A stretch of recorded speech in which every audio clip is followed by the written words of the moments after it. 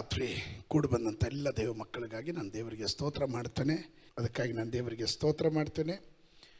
ನನ್ನ ಒಳಗಡೆ 2006ನೇ ಇಸ್ವಿಯಲ್ಲಿ 2006 ನನ್ನ ಒಳಗಡೆ ದೇವರು ಕೊಟ್ಟಂಥ ಒಂದು ಆಲೋಚನೆಯನ್ನು ಇವತ್ತು ನಿಮ್ಮ ಮುಂದೆ 2006ರಲ್ಲಿ ನಾನು ಪ್ರಸಂಗ ಮಾಡಿದ್ದೀನಿ. ಇವತ್ತು ಅದನ್ನೇ ನಿಮ್ಮ ಮುಂದೆ ಇಡಲಿಕ್ಕೆ ನಾನು ಇಷ್ಟಪಡ್ತೇನೆ. ಸರ್ವಸಾಮಾನ್ಯವಾಗಿ ಎಲ್ಲರೂ ನೆಗ್ಲೆಕ್ಟ್ ಮಾಡುವಂಥದ್ದು, ಉದಾಸೀನ ಮಾಡೋದು, ಬೇಜವಾಬ್ದಾರಿಯುತವಾಗಿ ಅದನ್ನು ಅಸಡ್ಡೆ ಮಾಡುವಂಥದ್ದು ಆದರೆ ಅವುಗಳಿಂದ ಉಂಟಾಗುವ ದೋಷ ಫಲ ಬಹುದೊಡ್ಡದಾಗಿರುತ್ತೆ. ಸಣ್ಣ ವಿಷಯಗಳು ನಾವು ಯಾವಾಗ ಕೇರ್ಲೆಸ್ ಮಾಡ್ತೀವೋ ಅದು ದೊಡ್ಡ ನ್ಯಾಯ ತೀರ್ಪಿನ ಮುಂದೆ ನಮ್ಮನ್ನು ತೆಗೆದುಕೊಂಡು ಹೋಗಿ ನಿಲ್ಲಿಸುತ್ತೆ. ಅದರಿಂದ ಇವತ್ತು ನಾನು ತೆಗೆದುಕೊಳ್ಳುವಂಥ ವಿಷಯ ಭಾಳ ಗಂಭೀರವಾದದ್ದು. ಸಾಧ್ಯವಾದವರು ಅದರ ನೋಟ್ಸ್ಗಳನ್ನು ಬರ್ಕೊಬೇಕು. ನನ್ನ ವಿಷಯ ನಾಲಿಗೆ ಆಗಿರುತ್ತೆ. ನಾಲಿಗೆ ಇದೊಂದು ಚಿಕ್ಕ ಹಾವವ್ಯ.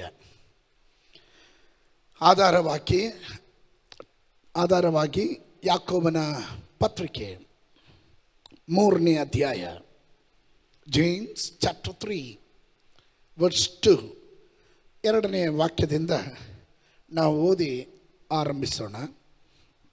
ಅನೇಕ ವಿಷಯಗಳಲ್ಲಿ ನಾವೆಲ್ಲರೂ ತಪ್ಪುವುದುಂಟು. ಒಬ್ಬನು ಮಾತಿನಲ್ಲಿ ತಪ್ಪದಿದ್ದರೆ ಅವನು ಶಿಕ್ಷಿತನು, ತನ್ನ ದೇಹವನ್ನೆಲ್ಲ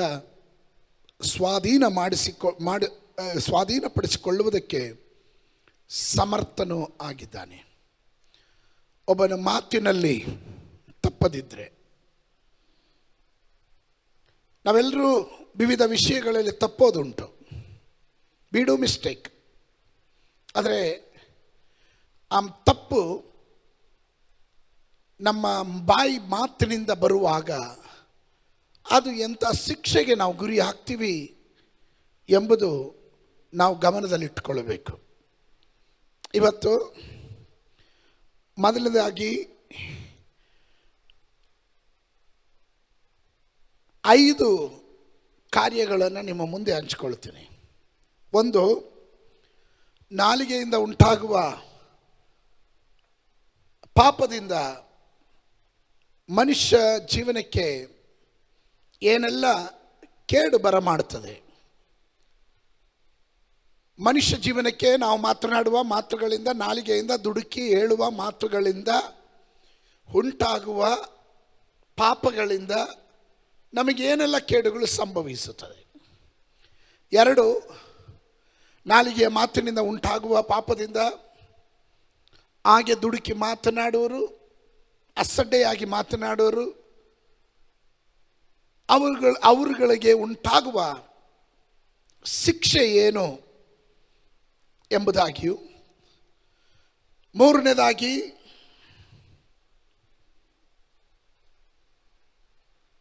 ನಾಲಿಗೆ ಮಾತಿನಿಂದ ಉಂಟಾಗುವ ಪಾಪದಿಂದ ನಾವು ಯಾವ ರೀತಿಯಲ್ಲಿ ಶುದ್ಧೀಕರಣ ಉಂಟಾಗುವುದು. 4ನೇದಾಗಿ ಶುದ್ಧೀಕರಿಸಲ್ಪಟ್ಟ ನಾಲಿಗೆಯು ವಿಶೇಷಗಳು ಏನು ಎನ್ನುವುದಾಗಿರುತ್ತದೆ. I will repeat again. Number 1, ನಾಲಿಗೆಯಿಂದ ಉಂಟಾಗುವ ಪಾಪ. ನಂಬರ್ 2, ನಾಲಿಗೆಯಿಂದ ಉಂಟಾಗುವ ಪಾಪ ಮನುಷ್ಯನ ಜೀವನಕ್ಕೆ ಏನೆಲ್ಲ ಕೇಡು ಮಾಡುತ್ತದೆ. ನಂಬರ್ 2. ನಂಬರ್ 3, ನಾಲಿಗೆಯಿಂದ ಉಂಟಾದ ಪಾಪದಿಂದ ಅವರಿಗೆ ಉಂಟಾಗುವ ಶಿಕ್ಷೆ ಏನು. 4, ನಾಲಿಗೆಯಿಂದ ಅಥವಾ ನಾಲಿಗೆಯ ಮಾತಿನಿಂದ ಉಂಟಾಗುವ ಪಾಪದಿಂದ ಹೇಗೆ ಶುದ್ಧೀಕರಣ ಉಂಟಾಗುವುದು. 5, ಶುದ್ಧೀಕರಿಸಲ್ಪಟ್ಟ ನಾಲಿಗೆಯ ವಿಶೇಷಗಳೇನೇನು. ಒಂದನೇದಾಗಿ ನಾನು ಹೀಗೆ ಓದಿದ ವಾಕ್ಯದಲ್ಲಿ ಹೀಗೆ ಹೇಳಿದೆ, ಅನೇಕ ವಿಷಯಗಳಲ್ಲಿ ನಾವೆಲ್ಲ ತಪ್ಪೋದುಂಟು. ಒಬ್ಬನ ಮಾತಿನಲ್ಲಿ ತಪ್ಪದಿದ್ದರೆ, if you can control your tongue, ನಿಮ್ಮ ನಾಲಿಗೆಯನ್ನು ನಿಯಂತ್ರಣದಲ್ಲಿ ಇಡೋದನ್ನು ಅಭ್ಯಾಸ ಮಾಡಿಕೊಂಡ್ರೆ ಅವನು ಶಿಕ್ಷಿತನು. ಶಿಕ್ಷಿತನು ಅಂದರೆ ಈಸ್ ವೆಲ್ ಎಜುಕೇಟೆಡ್, ಇನ್ಸ್ಟ್ರಕ್ಟೆಡ್. ತನ್ನ ದೇಹವನ್ನೆಲ್ಲ ಸ್ವಾಧೀನ ಮಾಡಿಕೊಳ್ಳೋದಕ್ಕೆ ಈ ಕ್ಯಾನ್ ಕಂಟ್ರೋಲ್. ಯಾಕೋಬನ ಪತ್ರಿಕೆಯನ್ನು ನಾವು ಓದುವಾಗ ಅಲ್ಲಿ ಕುದುರೆ, ಹಡಗು ಮತ್ತು ನಾಲಿಗೆ. ಕುದುರೆ ನಿಯಂತ್ರಿಸೋದಕ್ಕೆ ಲಂಗು ಲಗಾಮು ಬೇಕು. ಹಡಗು ನಿಯಂತ್ರಿಸೋದಕ್ಕೆ ಅದಕ್ಕೆ ಲಂಗೂರ ಬೇಕು. ಆದರೆ ನಮ್ಮ ದೇಹಗಳನ್ನು ನಿಯಂತ್ರಿಸೋದಕ್ಕೆ ನಾಲಿಗೆ ಅತಿ ಪ್ರಧಾನವಾದಂಥ ಭಾಗವಾಗಿರುತ್ತೆ, ಅಂಗವಾಗಿರುತ್ತದೆ. ಗಮನಿಸಿ ಪ್ರಿಯರೇ, ಒಬ್ಬ ವೇದ ಪಂಡಿತನು ಹೀಗೆ ಹೇಳಿದನು, ಎಲ್ಲ ನರಗಳು ನಾಲಿಗೆಗೆ ಕನೆಕ್ಟ್ ಆಗಿದ್ವಿ ಅಂತೆ. ನಾಲಿಗೆಗೆ ಕನೆಕ್ಟ್ ಆಗಿದೆ ಅಂತೆ. ನಾನು ಈಗ ಯೋಚನೆ ಮಾಡಿದೆ, ಕೆಲವರು ಹಲ್ಲು ಉದುರಿಸ್ಕೊಳ್ಳೋದಕ್ಕೆ ಕಾರಣ ಏನು? ಈ ನಾಲಿಗೆ. ಕೆಲವರು ಸಭಾಷ್ ಅನ್ನಿಸೋದಕ್ಕೆ ಕಾರಣ ಏನು? ನಾಲಿಗೆ. ನಾನು ಇದನ್ನೆಲ್ಲ ಹೇಳಿದ್ರೆ ನನ್ನ ಸಮಯ ಬೇಗ ಹೋಗುತ್ತೆ. ಆರಂಭದಲ್ಲಿ ಕೆಲವೊಂದು ವಾಕ್ಯಗಳು ನಿಮ್ಮ ಮುಂದೆ ಇಡುತ್ತೇನೆ. ನಾಲಿಗೆಯಿಂದ ಉಂಟಾಗುವ ಪಾಪಗಳೇನೇನು? ಕೀರ್ತನೆಗಳು 39 1ನೇ ವಚನದಿಂದ 2ನೇ ವಚನ. ನನ್ನ ನಾಲಿಗೆ ಪಾಪಕ್ಕೆ ಹೋಗದಂತೆ ಜಾಗರೂಕನಾಗಿರುವೆನು. ದುಷ್ಟರು ನನ್ನ ಮುಂದೆ ಇರುವಾಗ ಬಾಯಿಗೆ ಕುಕ್ಕೆ ಹಾಕಿಕೊಂಡಿರುವೆನು ಅಂದುಕೊಂಡೆನು. 1ನೇ ವಾಕ್ಯ, ನನ್ನ ನಾಲಿಗೆ ಪಾಪಕ್ಕೆ ಹೋಗದಂತೆ ಜಾಗರೂಕನಾಗಿರುವೆನು. ಒಂದು ಭಕ್ತನು ತನ್ನ ಏಕಾಂತವಾದ ಜೀವಿತದಲ್ಲಾಗಬಹುದು, ಸಮೂಹ ಜೀವಿತದಲ್ಲಾಗಬಹುದು.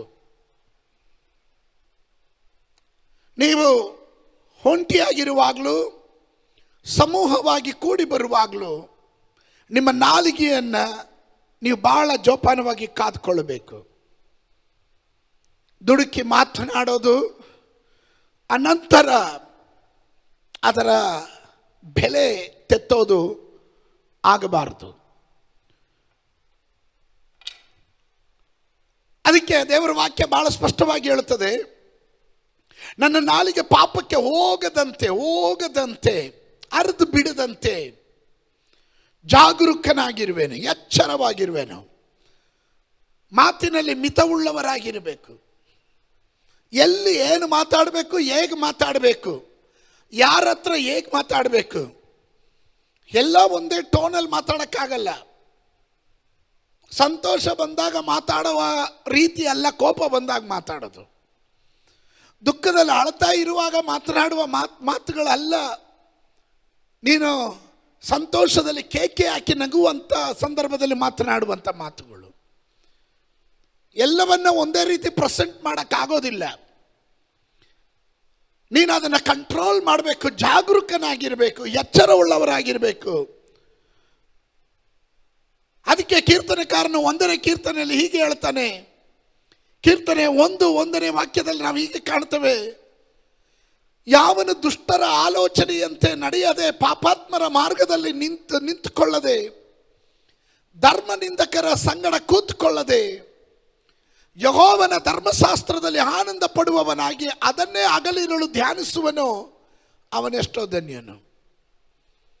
ದುಷ್ಟರ ಆಲೋಚನೆಯಂತೆ ನಡೆಯದೆ, ಪಾಪಾತ್ಮರ ಮಾರ್ಗದಲ್ಲಿ ನಿಂತ್ಕೊಳ್ಳದೆ, ಧರ್ಮ ನಿಂದಕರ ಸಂಗಡ ಕೂತ್ಕೊಳ್ಳದೆ, ನಿಂತ್ಕೊಳ್ಳೋದು, ನಡೆಯೋದು, ಕೂತ್ಕೊಳ್ಳೋದು ದೇವ ಮಕ್ಕಳಿಗೆ ಯೋಗ್ಯವಾದ ಸ್ಥಳದಲ್ಲಾಗಿರಬೇಕು. ದೇವ ಜನರಿಗೆ ಯೋಗ್ಯವಲ್ಲದೆ ಇರುವ ಸ್ಥಳದಲ್ಲಿ ನೀವುಗಳು ಕೂಡಬಾರದು. ಅದು ದೈವ ಚಿತ್ತವಾಗೋದಿಲ್ಲ. ಆಮೇಲೆ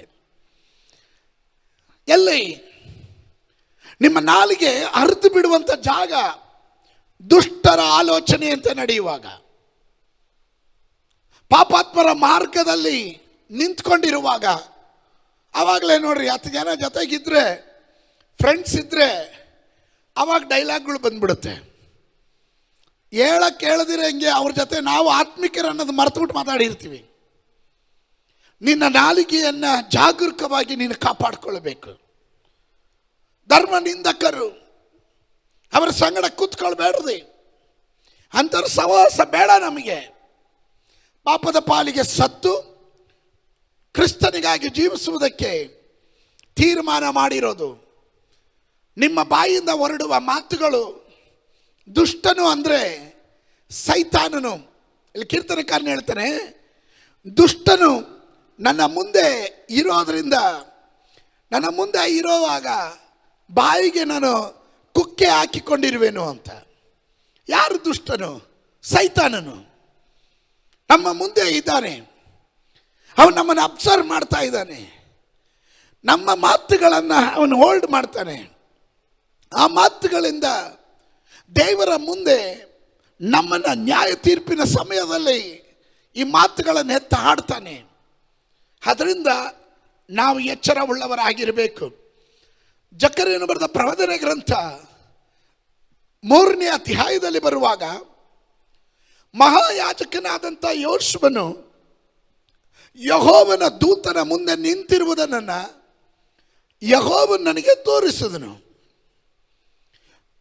ಜಕರ್ಯ ಪ್ರವಾದಿ ಮಹಾಯಾಜಕನಾದಂಥ ಯೋಷುವನು ದೂತನ ಮುಂದೆ ನಿಂತಿರೋದನ್ನು ತಂದೆಯಾದ ದೇವರು ತೋರಿಸ್ತಾ ಇದ್ದಾನೆ. ಸೈತಾನನು ಯೋಷುವನಿಗೆ ಪ್ರತಿಕಕ್ಷಿಯಾಗಿ ಅವನ ಬಲಗಡೆಯಲ್ಲಿ ನಿಂತಿದ್ದನು. ಅಂದರೆ ನ್ಯಾಯ ತೀರ್ಪಿಗಾಗಿ ನಿಂತಿರುವ ಸನ್ನಿವೇಶ. ಮಹಾಯಾಜಕನು ಒಂದು ಕಡೆ, ಮತ್ತೊಂದು ಕಡೆ ಪ್ರತಿಕಕ್ಷಿಯಾಗಿ ಸೈತಾನನು ನಿಂತಿದ್ದಾನೆ. 2ನೇ ವಾಕ್ಯ ಹೇಳುತ್ತದೆ, ಆಗ ಯೆಹೋವನ ದೂತನು ಸೈತಾನನಿಗೆ, ಸೈತಾನನೇ, ಯೆಹೋವನು ನಿನ್ನನ್ನು ಖಂಡಿಸಲಿ. ಹೌದು, ಯೆರೂಸಲೇಮನ್ನು ಹಾರಿಸಿಕೊಂಡಿರುವ ಯೆಹೋವನು ನಿನ್ನನ್ನು ಖಂಡಿಸಲಿ. ಅದು ಉರಿಯಿಂದ ಹೇಳದ ಕೊಳ್ಳಿ ಆಗಿದೆಯಲ್ಲ ಎಂದು ಹೇಳಿದನು. ಯೋಷುವನು ಭಕ್ತನಾಗಿದ್ದ, ಮಹಾಯಾಜಕನಾಗಿದ್ದ. ಅವನ ಕುರಿತು ಸೈತಾನನು ಆಪಾದನೆ ಮಾಡ್ತಾ ಇದ್ದಾನೆ. ಅವನ ಕುರಿತು ಅನಾವಶ್ಯಕವಾದ ಕಾರ್ಯಗಳನ್ನು ಪ್ರಸ್ತಾಪ ಮಾಡ್ತಾ ಇದ್ದಾನೆ.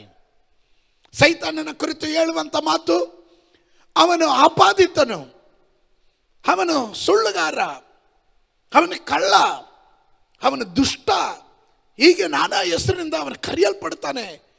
ಅವನ ಬಾಯಿಗೆ ನಮ್ಮ ಮಾತುಗಳನ್ನು ಬಿಟ್ಟುಕೊಡಬಾರ್ದು. ನಾವು ಜಾಗರೂಕರಾಗಿರಬೇಕು. 3ನೇ ವಾಕ್ಯ ಹೇಳ್ತದೆ, ಯೋಷುವನ ದೇವದೂತನ ಮುಂದೆ ಕೊಳೆ ಬಟ್ಟೆಯಾಗಿ ನಿಂತಿರಲು. ಒಂದು ಮಹಾಯಾಜಕನ ವಸ್ತ್ರ ಬಹಳ ಬಹಳ ಶುದ್ಧವಾಗಿರಬೇಕು. ಅವನ ವಸ್ತ್ರ ಈಗ ಕೊಳೆಯಾಗಿದೆ.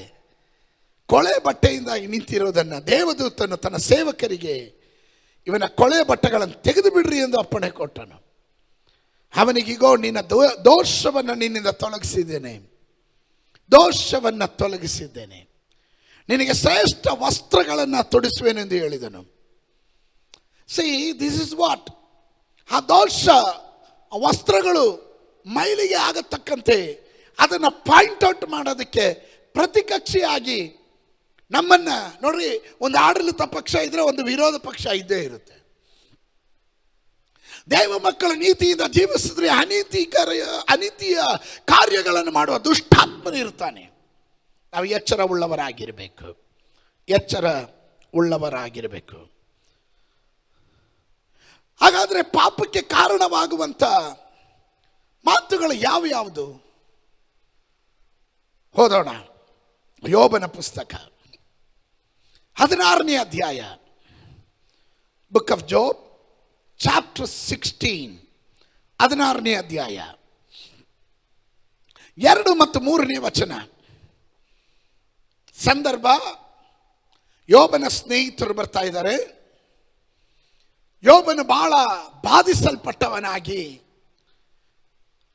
ಅವನ ಶರೀರದ ಹುಣ್ಣುಗಳು ಬಹಳ ಕೊಳೆತು ವೇದನೆ ಅನುಭವಿಸುತ್ತಿರುವಾಗ ಅವನ ಸ್ನೇಹಿತರು ಎಂದು ಎಣಿಸಿಕೊಳ್ಳುವವರು ಬಂದು ಅವನೊಟ್ಟಿಗೆ ಆಶ್ವಾಸನೆಯ ಮಾತುಗಳನ್ನು ಮಾತನಾಡುವ ಸನ್ನಿವೇಶ. ಯೋಬನ ಪುಸ್ತಕ 16ನೇ ಅಧ್ಯಾಯ 2 ಮತ್ತು 3ನೇ ವಚನ ಗಮನಿಸ್ರಿ. ಇಂಥ ಮಾತುಗಳನ್ನು ಬಹಳವಾಗಿ ಕೇಳಿದ್ದೇನೆ, ನೀವೆಲ್ಲರೂ ಬೇಸರಿಕೆಯನ್ನು ಹುಟ್ಟಿಸುವ ಆದರಣೆಯವರಾಗಿದ್ದೀರಿ. ಅಂದರೆ ಬೇಸರಿಕೆಯನ್ನು ಹುಟ್ಟಿಸುವ ಆದರಣೆಯರಾಗಿದ್ದೀರಿ. ಬಂದಿರೋದು ಆದರಣೆಯ ಮಾತುಗಳನ್ನು ಆಡೋದಕ್ಕೆ. ನಮ್ಮಲ್ಲಿ ಇಂಥ ಮಾತುಗಳು ಸಹಜವಾಗಿ ನಾವು ಕಾಣ್ತೇವೆ. ಇಂಥ ಮಾತುಗಳು ನಮ್ಮಲ್ಲಿ ಅನೇಕರು ಕಾಣ್ತಾರೆ. ಅನೇಕ ಸಂದರ್ಭಗಳಲ್ಲಿ ಹೇಳಿದ್ದೀನಿ.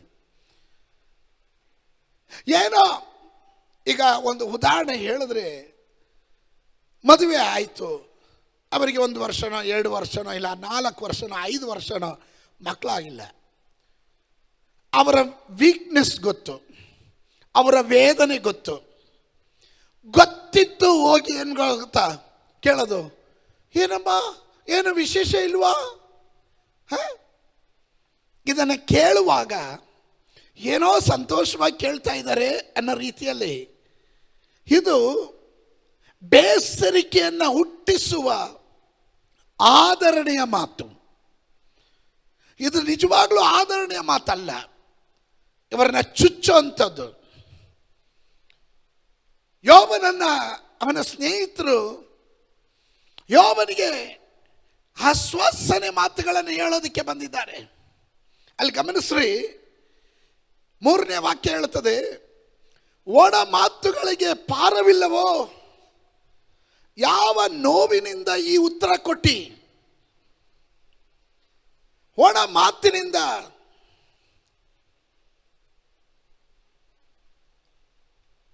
ಒಣ ಮಾತುಗಳಿಗೆ ಪಾರ ಇಲ್ಲವೋ? ಒಣ ಮಾತು ಇದು ಒಂದು ಪಾಪ, ವ್ಯರ್ಥ ಮಾತದು. ಜೆಂಟಲ್, ನೈಸಾಗಿ ಮಾತಾಡೋದು, ಬೆಣ್ಣೆಯಲ್ಲಿ ಕೂದಲು ಎಳೆದಂಗೆ ಮಾತಾಡೋದು, ಅಷ್ಟರಲ್ಲಿ ತಿವಿಬೇಕಾದ ಸ್ಥಳದಲ್ಲಿ ತಿವಿದಿರ್ತಾರೆ. ನಮ್ಮ ಸಹೋದರ ಒಬ್ಬರು ಹೇಳ್ತಾ ಇರ್ತಾರೆ, ಹೇಗೆ ಅಂದರೆ ಬಾಳೆಹಣ್ಣಿಗೆ ಸೂಜಿ ತಗೊಂಡು ಚುಚ್ಚದಂಗೆ ಅಂತ. ಬಾಳೆಹಣ್ಣಿಗೆ ಸೂಜಿ ತಗೊಂಡು ಚುಚ್ಚದಂಗೆ. ಕೆಲವರು ಕಿಲಾಡಿಗಳದು ಆ ರೀತಿ ಮಾತಾಡೋದ್ರಲ್ಲಿ. ವ್ಯರ್ಥ ಮಾತು, ಒಣ ಮಾತು, ನಿನ್ನ ಕ್ರಿಯೆಗಳ ದೋಷ ಎಂದು ಅವರಿಗೆ ನೋಯುವ ಹಾಗೆ ಮಾತಾಡೋದು. ಹೌದು, ಯೋಬ ದೇವರು ಚೆನ್ನಾಗಿ ಆಶೀರ್ವಾದ ಮಾಡಿದ್ರು, ಏನೋ ಮಾಡಿದ್ದಾನೆ, ಸುಮ್ಮನೆ ದೇವರು ಇಷ್ಟೊಂದು ಶಿಕ್ಷೆ ಕೊಡಲ್ಲ ಬಿಡು. ಆದರೂ ಬ್ರದರ್ ನಾವು ನಿಮಗಾಗಿ ಪ್ರಾರ್ಥನೆ ಮಾಡ್ತೀವಿ ಡೈಲಾಗು. ಒಳಗಡೆ ಇರೋದು ಒಳ್ಳೆಯದಲ್ಲ, ಮಾತನಾಡೋದು ದುಷ್ಟತನ. ಒಣ ಮಾತು, ವ್ಯರ್ಥ ಮಾತು ಅದೊಂದು ಪಾಪವಾಗಿರುತ್ತದೆ. ನಂಬರ್ 2, ಎರಡನೇದಾಗಿ ಪಾಪಕ್ಕೆ ಕಾರಣವಾಗಿರುವ ಮಾತುಗಳು ಯಾವ್ಯಾವುದು ಅಂತ ನಾನು ಎಚ್ಚರಿಸ್ತಾ ಇದ್ದೇನೆ. ಜ್ಞಾನೋಕ್ತಿಗಳ ಪುಸ್ತಕ 15ನೇ ಅಧ್ಯಾಯ, book of Proverbs chapter 15 words 1 and 2, 1 ಮತ್ತು 2. ಜ್ಞಾನೋಕ್ತಿಗಳ ಪುಸ್ತಕ. ಮೃದುವಾದ ಪ್ರತ್ಯುತ್ತರವು ಸಿಟ್ಟನ್ನು ಹಾರಿಸುವುದು, ಬೀರು ನುಡಿಯು ಸಿಟ್ಟನ್ನೇರಿಸುವುದು. ಜ್ಞಾನಿಗಳ ನಾಲಿಗೆಯು ತಿಳುವಳಿಕೆಯನ್ನು ಸಾರ್ಥಕ ಮಾಡುವುದು, ಜ್ಞಾನಹೀನರ ಬಾಯಿಯು ಮೂರ್ಖತನವನ್ನು ಕಕ್ಕುವುದು. ಮೂರ್ಖತನವನ್ನು ಕಕ್ಕುತ್ತೆ. ಹಾರ್ಶ್ ವರ್ಡ್, ಬಹಳ ಹಾರ್ಷಾಗಿ ಮಾತಾಡೋದು, ಬೀರು ನುಡಿ, ನಿಷ್ಠೂರದ ಮಾತು. ಲಿಸನ್ ಟು ಮೀ, ವಿಶ್ವಾಸಿಗಳ ದೇವ ಮಕ್ಕಳ ಬಳಿಯಲ್ಲಿ ನಾನು ಎಚ್ಚರಿಸ್ತಾ ಇದ್ದೀನಿ. ಐ ಡೋಂಟ್ ನೋ ಯಾಕೆ ನಾನು ಈ ಟಾಪಿಕ್ ತಗೊಂಡೆ ಅಂದರೆ, ನನ್ನ ಒಳಗಡೆ ಒಂದು ಪ್ರೇರಣೆ ಬಂದಿತ್ತು.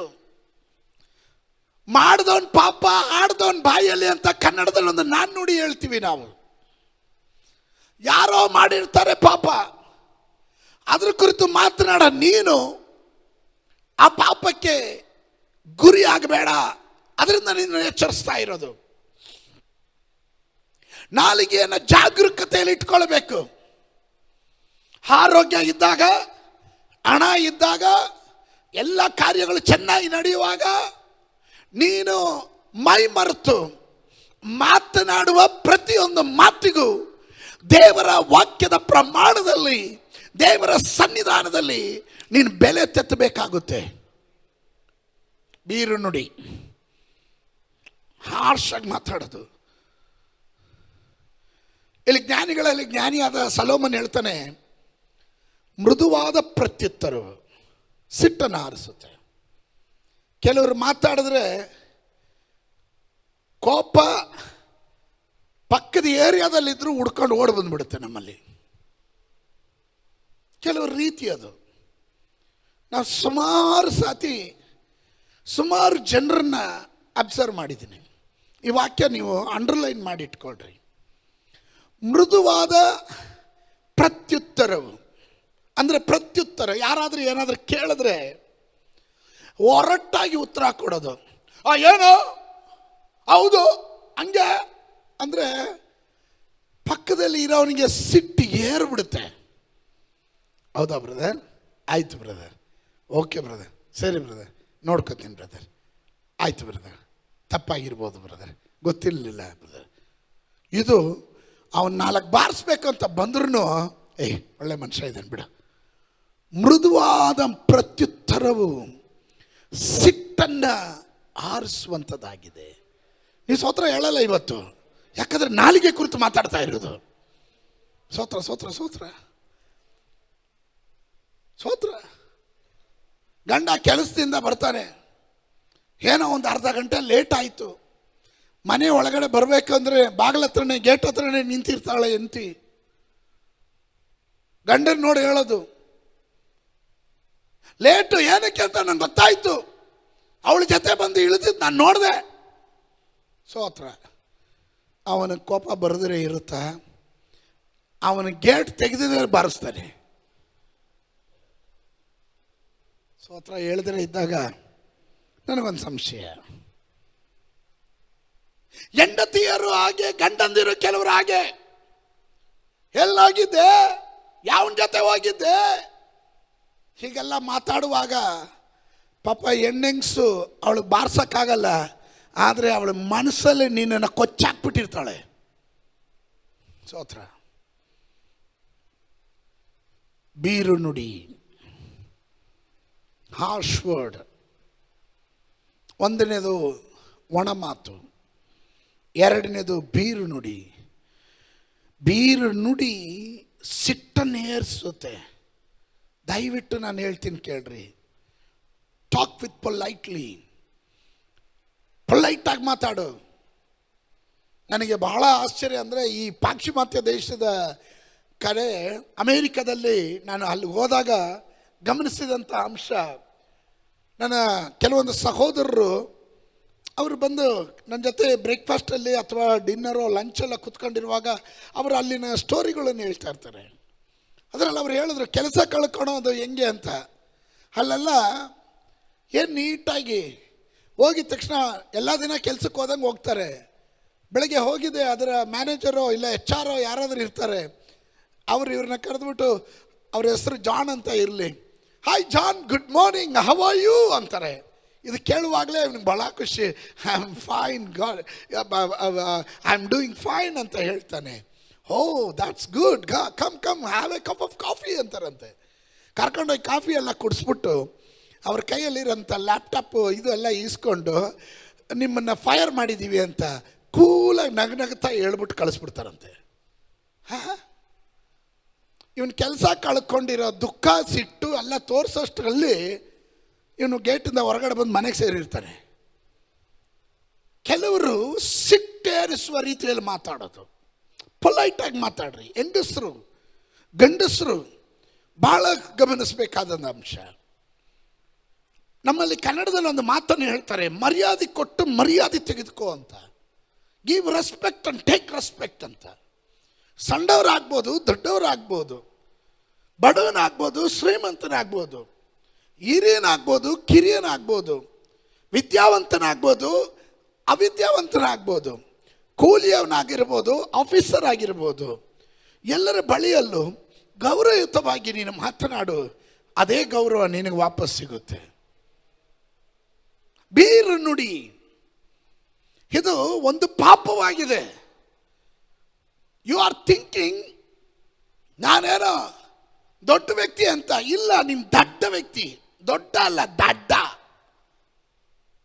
ದೇವರ ವಾಕ್ಯ ಹೇಳ್ತದೆ, ಜ್ಞಾನಿಗಳ ನಾಲಿಗೆಯು ತಿಳುವಳಿಕೆಯನ್ನು ಸಾರ್ಥಕ ಮಾಡುತ್ತೆ, ಜ್ಞಾನಹೀನರ ಬಾಯಿಯು ಮೂರ್ಖತನವನ್ನು ಕಕ್ಕುತ್ತೆ. ಅಂದರೆ ನೀನು ಬೀರು ನುಡಿಯುವಾಗ ನೀನು ಹಾರ್ಶ್ ಮಾತುಗಳನ್ನು ಮಾತಾಡಿ ಒಬ್ಬರಿಗೆ ನೋವಾಗಂಗೆ, ಅವನಿಗೆ ಏನು ಸರ್ಜರಿ ಮಾಡ್ದಂಗೆ ಮಾತಾಡ್ತೀಯಲ್ಲ, ಲಂಗು ಲಗಾಮ್ ಇಳಿದ್ರೆ ಬೈತೀಯಲ್ಲ,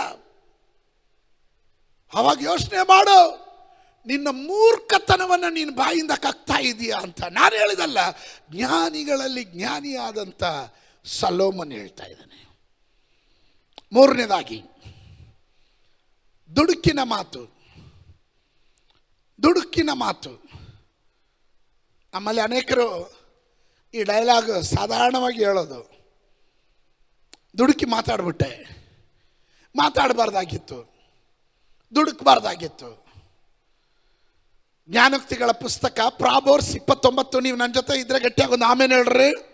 ಏನಾದರೂ ಕಲಿತಾ ಇದ್ರೆ ಒಂದು ಆಮೇಲೆ ಹೇಳ್ರಿ.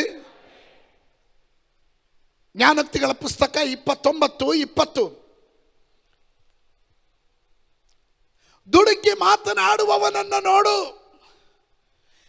ಅಂಥವನಿಗಿಂತಲೂ ಮೂಢನ ವಿಷಯದಲ್ಲಿ ಹೆಚ್ಚು ನಿರೀಕ್ಷೆಯನ್ನು ಇಡಬಹುದು ಅಂತ. ದುಡುಕಿ ಮಾತನಾಡುವವನನ್ನು ನೋಡು, ಅಂಥವನಿಗಿಂತ. ಈ ದುಡುಕ್ ಮಾತನಾಡೋನ ಮೇಲೆ ನಿರೀಕ್ಷೆ ಇಡೋಕ್ಕಾಗಲ್ಲ. ಅವನಿಗೆ ಎಲ್ಲಿ ಯಾವಾಗ ಏನು ಮಾತಾಡ್ತಾನೆ ದೇವರಿಗೆ ಗೊತ್ತು. ಸ್ತೋತ್ರ ಸ್ತೋತ್ರ. ಗಟ್ಟಿಯಾಗಿ ಒಂದು ಆಮೇಲೆ ಹೇಳ್ರಿ. ದುಡುಕ್ ಮಾತಾಡೋದು ಗೊತ್ತೇ ಆಗಲ್ಲ. ಇವನ ಮೇಲೆ ಒಂದು ಚೂರು ನಿರೀಕ್ಷೆ ಇಡೋಕ್ಕಾಗಲ್ಲ. ನಿರೀಕ್ಷೆ ಅಂದರೆ ಏನು? ನಂಬಿಕೆಗೆ ದಿಕ್ಸೂಚಿ. ನಂಬಿಕೆಗೆ ದಿಕ್ಸೂಚಿ. ನಂಬಿಕೆ ಕಾಣದೇ ಇರುವ ಮಂಡಳ. ನಿರೀಕ್ಷೆ ನಾನು ಆ ಗುರಿ ತಲುಪ್ತೀನಿ ಅಂತ. ನಿನ್ನ ಮೇಲೆ ಒಂದು ನಿರೀಕ್ಷೆ ಇದೆ. ನೀನು ಭಕ್ತನಾಗಿ ಬೆಳೆದು ಬರ್ತೀಯ, ನೀನು ದೇವ್ರ ಮಗಳಾಗಿರ್ತೀಯ, ನೀನು ದೇವ್ರ ಸೇವಕನಾಗ್ತೀಯ, ನೀನು ಒಳ್ಳೆ ಲೀಡರ್ ಆಗ್ತೀಯ. ಒಂದು ನಿರೀಕ್ಷೆ ಇಟ್ಕೊಂಡಿರ್ತೀವಿ.